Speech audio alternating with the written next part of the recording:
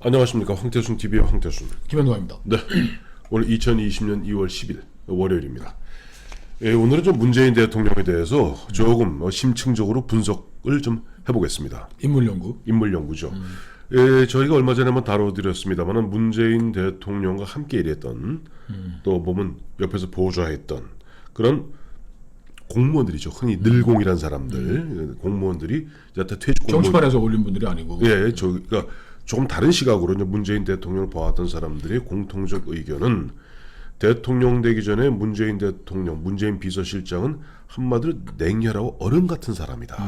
차가운 사람이고 흔한 얘기로 말수가 거의 없고 말도 거의 안 하고 차갑고 냉혹하고 자기 속내를 드러내지 않는 그런 사람이다라는 게 있었고 또 문재인 대통령이 2012년 처음 대통령 후보되면서부터 뭐 커다란 눈에 뭐 웃는 좀 옆집 뭐 슈퍼 아저씨 같은 마음씨 아저씨 같은 그런 두 모습 이게 보면 두 얼굴의 사나이 같은 어떻게 보면은 그런 문재인 대통령을 지배하는 과연 그 어떤 성장 배경부터 주위 환경이 어떤 요인들이 문재인 대통령을 그런 사람으로 만들었을까 하는 부분을 한번 좀 심층 분석해 보고자 합니다. 그러니까 신문 잡지 같은 데서는 이런 걸 하는 경우가 대체적으로 이제 대선 선거전 때 하는데 3년을 겪고 나니까 참 이분의 마음은 도대체 어떤 것이길래 한쪽에서는 찬바람 불면서 그냥 적폐청산으로 뭐로 우리 편에 대해서는 따뜻한 마음으로 끝없이 조국 장관에게 참 마음의 빛이 있고 뭐 균형 감각을 상실하고 하는데 저도 얼음 같다는 얘기를 듣고서 이분이 살아오면서 그 자기의 감정을 감추고 이런 것들이 훈련이 쌓여온 거죠. 제가 이건희 회장 비서실에서 오래 모셨던 분들이 해준 얘기가 있는데 그 이건희 회장 막내딸은 미국서 뭐 그렇게 된 게 있는데 그거를 일보를 이제 전에 듣고 이건희 회장 회장실에 앉아 있는데 그 뭐 상무, 부사장, 뭐 사장들 누구도 얘기를 할 수가 없는 거예요. 그래갖고 이제 뭐 오래 모신 그 여비서한테 야 네가 와서 얘기해라 그래서 이제 뭐 막내 아가씨 뭐 돌아가셨다는 얘기를 이제 했더니 이건 회장이 보통 아버지 같으면 아이고야 야 큰일 났다 모르는데 이건 회장이 그 얘기를 다 듣고서 창밖을 이렇게 쭉 쳐다보고만 있더라는 거예요. 아무 말도 반응도 없고. 그래서 여비서가 갔다 와서 한참 울면서 참 회장님 불쌍하다고. 왜 불쌍하냐? 아버지 이병철 회장한테 아랫사람들에게 네 감정을 보이지 말라라는 그거를 훈련을 받은 거예요. 이 아랫사람들에게 감정을 제왕학인 거죠. 왕이 뭐 무슨 놀래고 뭐 불쌍한 마음 드러내면 안 된다. 그러니까 그런 걸 보고 했는데 이분이 그 마음에 있는 뭐 변방에서 변방의식 그 여러 가지 뭐 어렸을 때 컴플렉스 이런 걸로 난 어른이라는 얘기 듣고서 이분도 그거를 숨기기 위해서 자기를 뭐 관리한 것도 있겠고 뭐 그 몸에 밴 거 아닌가 그런 생각이 들더라고. 그래요. 우리가 이제 흔한 얘기를 우리나라 속담에 10길 물속은 알아도 한 길 사람 속은 모른다라고 하는데 왜 문재인 대통령이 이런 분열증적 증세를 갖다가 지배하고 있는 4대 키워드는 저는 크게 우선 먼저 오이디푸스 컴플렉스다. 첫 번째는 두 번째는 변방의식이다. 세 번째는 부채의식 열등감이다. 네 번째는 어깃장이다.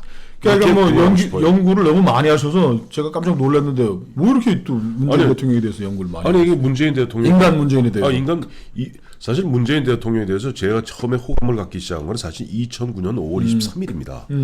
그날 고 노무현 대통령이 이제 극단적 선택하고 죽지 않습니까? 그때 전 비서실장 자격으로 문재인 변호사 그때 오전 11시경일 겁니다. 전국으로 생방송되는 가운데 뭐라고 표현했냐 하니까 이렇게 했습니다. 노무현 전 대통령께서 오늘 오전 몇 시경 부엉이 바위에서 몸을 던져 몇 시경 돌아갔습니다. 이렇게 얘기하더라고요. 그때 문재인 비서실장 문재인 변호사의 그 얘기에 친노들이 어마어마하게 분노했어요. 그들은 감정이 다 배제된 채 차분하게. 많은 사람이 또 그때 또 문재인 대통령의 호감을 가진 것도 사실이죠. 그때 이제 또 이른바 친노 세력들에서는 뭐 이명박 정부에서 죽였다라는 식으로 몰고 싶을 텐데 그런 식으로 드라이하게 아주 감정이 배제된 상태로서 담담하게 중립적으로 얘기하는 거 보고 저는 호감을 갖기 시작했고 2012년 대선. 근데 2012년 대선에서 제가 문재인 씨한테 결정적으로 실망한 게 있습니다. 뭐가 12월 16일로 기억하고 있는데 그날 마지막 3자 토론이 있었습니다. 그때 문재인, 박근혜, 이정희. 이 이정희 얼마나 못되게 울었어요. 난 박근혜 당신 떨어뜨리려고 출마했다. 그 다카키 마사오의 딸. 다카키 마사오의 딸을 떨어뜨리러 나왔다. 라고 얘기하면서 1차 토론, 2차 토론 때 그야말로 이정희 후보가 박근혜 후보를 갖다 거의 난도질했습니다. 그때 보면 문재인 후보는 빙그레 웃거나 떨떠름한 표정을 입고 완전히 그 토론에서 배제돼 있었어요. 그런 가운데 이정희 씨가 12월 16일 날 양자 대결 구도를 만들기 위해서 전격적으로 먹튀 후보를 사퇴합니다. 선거 비용 다 보전받고. 그날 문재인, 박근혜 두 사람의 토론이 벌어졌는데 그때 저는 이 사람 잔인한 사람이다. 내가 그때 제가 종편 나갈 때입니다만 제가 그때 종편에서 이건 데블스 애드보케이트다. 이거는 악마의 변호사가 그야말로 막 사람을 하나 조지듯이 박근혜 후보를 갖다 코너에 몰아놓고 난탄 퍼붓는데 얼마 전까지 있었던 그 선한 아저씨의 모습이 아니라 그야말로 옛날 일제 악질 순사가 독립투사들 잡아놓고 고문하듯이 가다 박근혜를 고문하더라고 90분 동안을. 대통령 이후 펼쳐질 적폐청산을 2012년에 좀 봤습니다. 그래서 연구를 많이 하셨고. 그래서 이제 문재인 씨가 만든 운명이니 뭐니 책들이 있지 않습니까? 그 책을 여러 번 봤더니 첫째 문재인 대통령 지난해 저 추석 때도 보면 그 당시 KBS 정세진 아나운서인가요? 그하고 이제 50분짜리 보면 이 대목이 나와요. 아버지에 대한 어마어마한 증오심이 마음에 자로잡고 있습니다. 아버지는 무능해요. 아버지는 아무것도 한 게 없어요. 이북에 내려서 맨날 북쪽 하늘 보고 한숨만 푹푹 쉬어요. 자기 어머니는 헌신적으로 자기 가족을 위해서 닥쳐갖고 거기서 결혼 몇 개 받아서 거제에서 저 똑딱선 타고 저 어디야 부산 나가서 팔고 오고.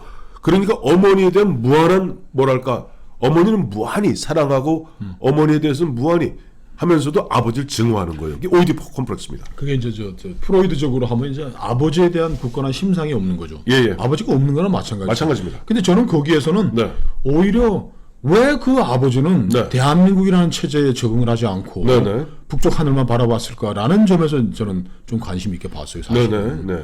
그분이 흥남 농정계장이라면 지금 하면 그때는 100% 농업사였으니까 물론 비료공장도 있겠지만은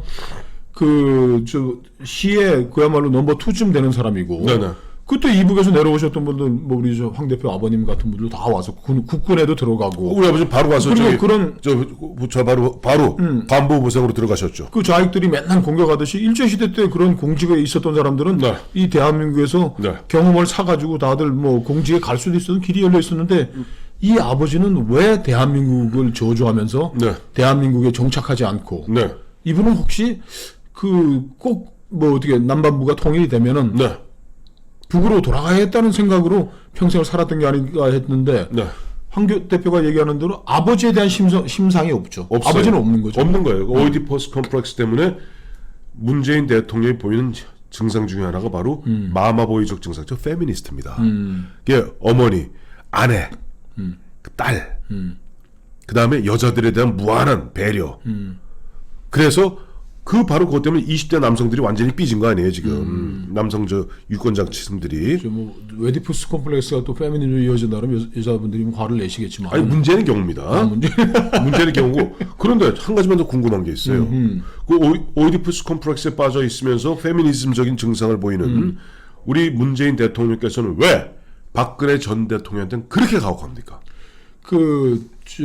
옛날에 연세대 심리학과 황상민 교수가 이 얘기하다가 완전히 좀 맛이 갔는데 박근혜 씨는 생식기만 여성이다 이런 얘기를 했지만 계급의 적으로 보는 거죠. 여자라면 보는 거죠. 박정희 딸로 보는 거지. 다카키 마사오의 딸, 친일파의 딸, 이런 거죠. 독재자의 딸 이렇게 되니까 그 여성이 아닌 거죠. 자, 그런 가운데 두 번째 문재인 대통령의 머리를 지배하는 건 변방의식입니다.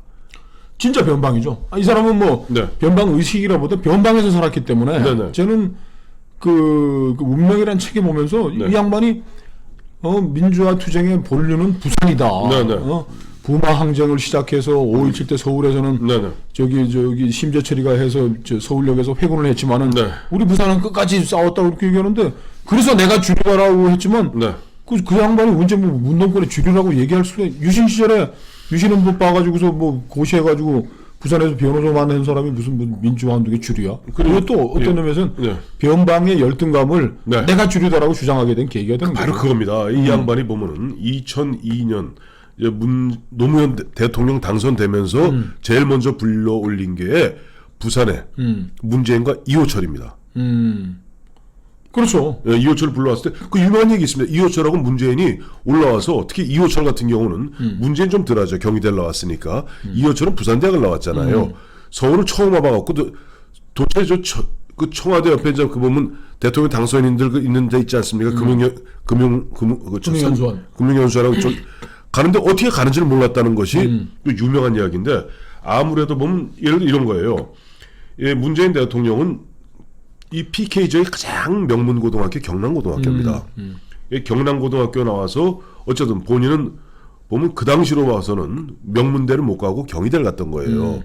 여기에서 무슨 어떻게 말할까 변방의식. 거기다 앞서 말씀하신 대로 사법고시를 붙고도 판검사를 임용 못 되고 그것도 부산 변방을 또 변호사 가서 그것도 노무현 변호사 밑에서 노무현 변호사 밑에서 뭐 같이 공동 노무현과 문재인은 변방이라는 점에서는 뭐 딱 일치하는 예. 점이 있지만은 네. 근데 또 자기들은 또 문재인 씨는 자기가 민주화 운동의 주류라고 강변 네. 뭐 억지 주장을 하지만은 그 뭐 민주화 세력의 뭐 적통이라고 할 수 있는 장기표 씨는 그 저 한마디로 그냥 깔아뭉개 버렸지 않습니까? 내가 민주화 운동의 주류라고. 아니 이렇게 했죠. 장기표 씨 얘기는 장기표 선생 얘기는 내가 그쪽에서 해봐서 하는데 그쪽 세계에서는 일반 운동권에서도 운동 딱 그 서열로 봐서 운동권 서열에서 밀리면은 찍도 못 쓴다. 문재인 씨는 내가 84년, 85년 그 당시에 민통년인가요? 그렇죠. 그걸 하려고 부산 지역 책임자로 하라고 문재인 변호사를 만났더니 문재인 변호사가 화를 저는 벌이면서 그런 일 안 합니다. 민주화 운동 안 합니다. 그렇게 얘기를 했더라는 거 아니에요? 그러면서 딱 찍었잖아요. 운동권 사쿠라다. 그러니까 이것이 바로 이러한 어떤 변방의식이 또 열등감이죠. 이런 것이 문재인 대통령 머리를 지배하고 있는 것이고. 홍준표 씨는 또 변방이라 책까지 썼는데. 변경 아니에요? 변경? 변경일 겁니다. 변경. 세 번째 부채의식이에요. 보니까 앞서도 잠깐 말씀하셨습니다만은 경남고등학교 다닐 때 문재인 대통령이 자기가 쓴 자서전에 보면은 나름대로 보면 뭔가 보면 뭐 좀 있잖아. 경남고등학교에서 경희대 간 것이 그 당시 굉장히 뭐 굉장한 것이다고 막 계속 하는데 화제가 될 정도지 뭐. 화제가 되죠. 이상한 화제로. 근데 어쨌든 이 양반 유신 시절에 고시공부만 했잖아요. 유신헌법 가지고. 유신헌법 갖고 고시공부해서 유신의 판검사 되려고 그랬던 거 아닙니까? 그런데 이걸 딱 하다 보니까 지금 운동권 애들한테 부채의식이 있는 겁니다. 386들한테. 386들한테. 80년대 앞장서 싸웠던. 아까도 말씀하셨습니다. 미문화원 사건 불지른 사람들. 그러니까 아까 장기표 선생이 얘기한 대로 그 당시 민통년 만들려고 내려가서 그저 같이 당신이 부산 좀 책임져줘 했더니 화를 버럭버럭 내면서 저거 안 합니다. 라고 할 때부터 자기는 그동안 어떻게 보면 2002년 노무현 대통령 당선될 때까지 별로 없었던 거예요. 거기서 흔한 얘기로 장기표 씨 표현을 그대로 빌자면 인권 변호사 좋아하시네. 세무 변호사를 줄였다는 거. 노동 변호사라는 거 아니에요? 노동관계 변호사, 노동권이 또 굉장히 이게 많이 생긴답니다. 세무. 아니 세무는 노무현이고. 같이 합동법률 삼으니까. 근데 자기들 인권 얘기하는 게 노조를 돕는 게 아니라 노조가 그게 보면 굉장히 이게 향한 수입료가 아주 짭짤하대요. 이제 그렇게 이야기하다 보니까 그런 어떤 부채의식, 그 부채의식을 발동하는 열등감 때문에 늘 보면은 임종석이나 조국이나 뭐 하다못해 뭐 강기정이나 그러면 대표적인 어둠의 원탁회의한테 그냥 다 찍을 못 쓰는 겁니다. 찍을 못 쓰는 거죠. 예. 이런 어떤 부채의식 열등감 속에서 마지막 나온 게 어깃장입니다. 그 문재인 대통령의 어깃장을 갖다가 한마디로 표현할 수 있는 것은 문재인 대통령의 자서전에 나옵니다. 자기는 명문 경남고등학교를 다니면서도 이미 고등학교 때부터 술 먹고 담배 피고 껄렁껄렁. 근데 껄렁껄렁 하면서도 문제는 엄마만 생각하면 또 안 되는 거야. 그러니까 그러니까 아버지를 생각하면 아버지한테 반항하고 저항하고. 그 어머니에 대한 부채의식이 또 있는 거네. 기존 세력에 대해서는 저항하고 반항하는 척하면서 그러다 대놓고 집을 나가지도 못해. 이게 바로 문재인의 한계입니다. 그러니까 아예 그야말로 완전히 박차고 나가서 김문수 마냥 서울대 경제학과 다니던 그 젊은 친구가 좋다. 때려치우고 그 다음에 저 어디 가서 위장 취업해서 도르코 공장에 사는 것도 아니야. 그 문재인이 제목을 보시면은 네 가지 그건데. 네. 그럼 탈원전은 뭐 어디에 어깃장에 해당하는 거예요? 주류가 해온 거에 대해서는 무조건 진로 그치로 그냥 진로보는. 그거죠. 주류 의식의 여태까지 우리나라를 지배해왔던 것이 원전 아닙니까? 그 주류의 그렇죠. 메인스트림이에요. 산업화, 과학화, 네. 뭐 선진화를 주도했던 사람들의 한 거에 대해서는 그냥 질러서 어깃장 질러놓고서 어깃장 질러놓고 뭐 반발이 오면은 뭐 공론화위원회 해봐라. 해보고 그 다음에 보면 또 그러니까 기본적으로 어깃장. 그러니까 대놓고 차고 나가지도 못하는 것은 겁이 많은 거야. 눈이 크기 때문에. 나도 눈이 크지만. 김정은이한테 저렇게 죽기 살기로 도와주려는 건 원탁회의 지시받은 거라서 그런 거예요? 그렇죠. 그건 원탁회의입니다. 원탁회의에다가 그 모친이 그 얘기 나오잖아요. 모친이 보면 자기 평생 소원이 송철호 울산시장 당선이 아니라 평생 소원은 어머니 모시고 고향 가보는 거라는 거 아니에요. 근데 고향 갈 길이 열렸나? 김정은한테 이렇게 애걸복걸 해가지고. 글쎄 말입니다. 그래서 문재인 대통령 결국 보면은 이 양반이 겉으로는 굉장히 강한 척하지만은 속으로는 열등감과 부채의식과 컴플렉스로 똘똘 뭉쳐서 겁이 어마어마하게 많습니다. 그러니까 기본적으로 허약한 사람입니다. 그러니까 이런 사람은 한 대 치면은 폭 꼬라줍니다. 그러니까 이게 나라가 정말 갈팡질팡 울퉁불퉁 가고 있으니까 네. 이 대통령의 머릿속까지 우리가 연구를 해야 되는 이런 일이 생기는 거죠. 왜냐하니까 우리나라는 아직까지 대통령 중심제이기 때문에 내각 책임자 같으면 바꾸면 그만이죠. 그렇죠.